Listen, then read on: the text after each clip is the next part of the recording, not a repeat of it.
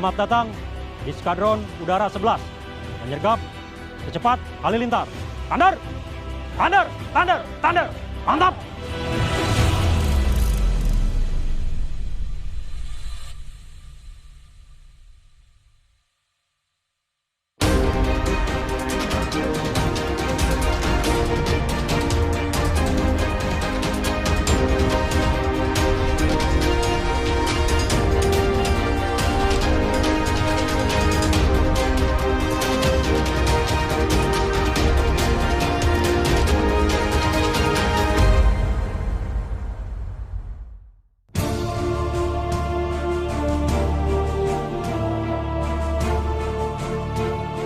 Nama saya Letnan Kolonel Penerbangan Anton Palaguna.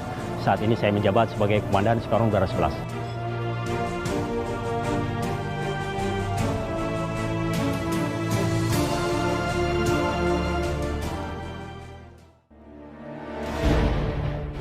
Langit Nusantara merupakan elemen vital dalam kedaulatan NKRI. Dan Skuadron Udara 11 adalah sayap-sayap pelindung yang bertugas untuk mengoperasikan pesawat tempur strategis demi mempertahankan Indonesia. Salah satu alutsista yang dimiliki oleh kesatuan ini adalah pesawat Sukhoi.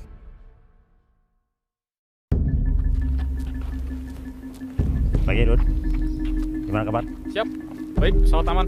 Sejumlah hal, baik dari kesiapan pesawat, kesiapan penerbang, dan juga hal penunjang lainnya, harus diperhatikan sebelum menerbangkan pesawat Sukhoi ini.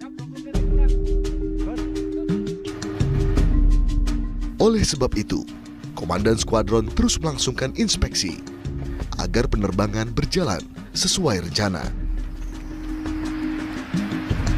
Ayo. Gimana kondisi main tayar? Siap, aman Komandan. Ada masalah ya? Siap, tidak ada. Nggak ada oil leak, tidak ada kebocoran? Siap, tidak ada. Tidak ada? Siap. Oke, hari ini masalahnya ini kita akan jadikan pesawat leader.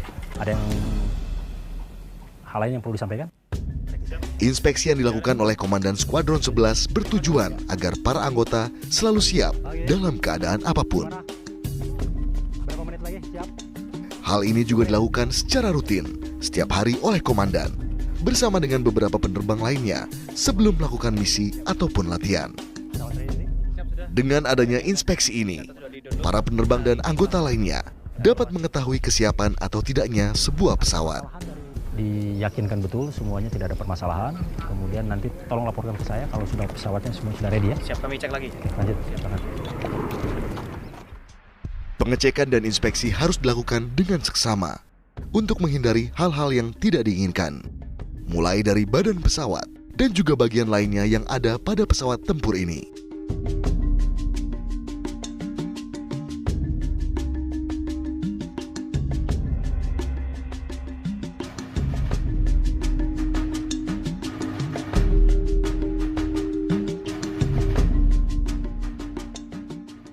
Untuk persiapan menerbangkan pesawat Sukhoi ini adalah merupakan persiapan yang komprehensif yang melibatkan berbagai macam aspek. Yang pertama adalah aspek cuaca. Tentu cuaca yang hari itu tidak akan melaksanakan penerbangan memenuhi standar minima. Kemudian yang kedua fasilitas penerbangan tentunya. Fasilitas penerbangan dalam kondisi standar dan bisa mendukung operasional penerbangan. Kemudian pesawatnya itu sendiri dalam kondisi baik. Kemudian ground crew siap menyiapkan pesawat dengan segala macam perlengkapannya, dan yang terutama adalah penerbangnya itu sendiri. Penerbangnya harus benar-benar dalam kondisi fit. Makanya setiap hari melaksanakan pengecekan kesehatan secara rutin. Kemudian untuk penerbangannya sendiri mereka harus well planned, terencana dengan baik, kemudian well prepare juga dengan melaksanakan persiapan-persiapan yang baik melalui briefing yang detail terkait rencana apa yang mereka terbangkan, termasuk eksekusinya seperti apa.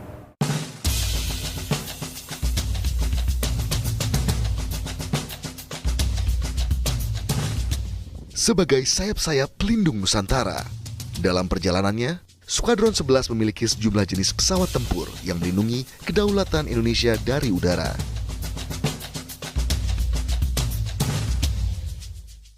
Di antaranya, pesawat MiG atau MiG dalam beberapa seri yang mampu terbang dengan kecepatan supersonik dan juga mempunyai sejumlah misil roket tanpa kendali. Alutsista ini telah digunakan oleh Skuadron 11 sebelumnya dan sudah tidak digunakan sejak tahun 1970-an. A4 Skyhawk. Desain A4 adalah contoh yang baik untuk menunjukkan kesederhanaan. Pesawat ini juga memiliki kapasitas bahan bakar yang cukup besar. Amunisi yang ada di pesawat ini juga tidak kalah canggih dibandingkan dengan versi pesawat sebelumnya.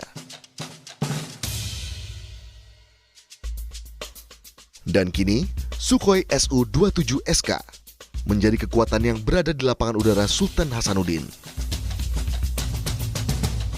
Jenis pesawat Sukhoi ini merupakan pesawat tempur dari negara Rusia yang mempunyai sejumlah teknologi yang mutakhir dan juga amunisi yang mumpuni. Perjalanannya cukup panjang saat itu. Dari mulai Skadron Udara 11 ini awalnya pada saat awal terbentuk Skadron Udara 11 yaitu di Lanut Andir, Bandung. Kemudian dalam prosesnya mengalami beberapa kali pindah ke Kemayoran, ke Jakarta, kemudian ke Lanut Iswahyudi, kemudian pindah ke Lanut Abdurrahman Saleh, dan pada akhirnya pindah ke Lanut Sultan Hasanuddin Makassar. Mengapa? Pesawat Sukhoi ini menggantikan pesawat A4 Skyhawk yang memiliki pangkalan di Lanut Sultan Hasanuddin Makassar, dan hal yang menjadi pertimbangan lain bahwa Makassar ini terletak di tengah-tengahnya Indonesia dan pesawat Sukhoi memiliki jarak jangkau yang cukup jauh, sehingga dengan diletakkan di tengah Indonesia sangat memungkinkan bagi pesawat Sukhoi untuk digerakkan baik ke Indonesia bagian timur, Indonesia bagian tengah, maupun Indonesia bagian barat karena memiliki jarak jangkau yang sangat memungkinkan untuk melakukan tugas-tugas tersebut.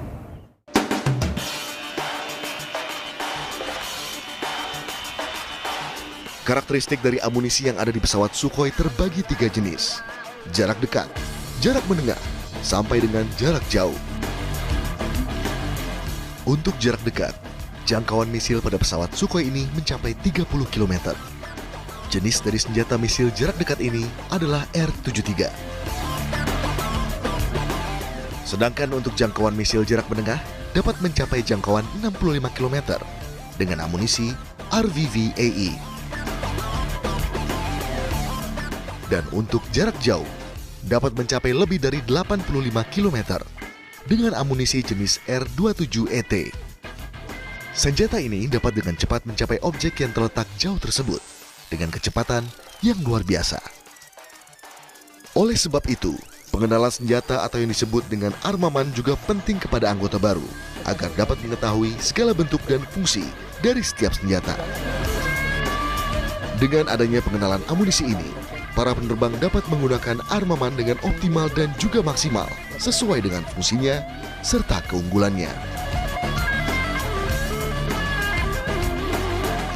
Oke, secara garis besar, persenjataan pesawat Sukhoi ada 2 macam, ada air-to-air dan air-to-ground.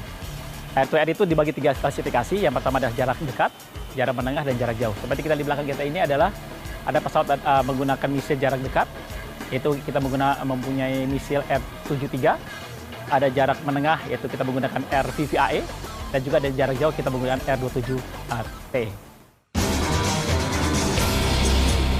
Dengan kekuatan yang dimiliki oleh Angkatan Udara ini, khususnya Skuadron 11, maka kesatuan ini akan terus dengan segenap hati melaksanakan tugas negara untuk mengamankan kedaulatan langit Republik Indonesia, dan dengan tegas akan menindak segala pelanggaran terjadi di langit Nusantara.